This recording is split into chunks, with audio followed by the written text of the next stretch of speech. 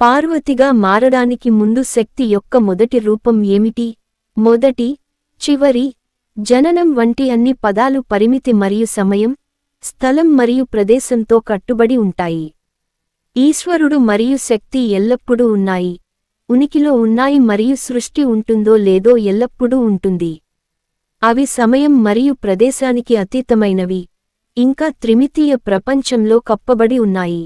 నిజానికి ఏకత్వం మాత్రమే ఉంది. అభివ్యక్తిలో మాత్రమే వారు ఈశ్వరుడు మరియు శక్తిగా కనిపిస్తారు. దైవం మరియు అతని శక్తి యొక్క వివిధ అంశాలకు కూడా ఇది వర్తిస్తుంది.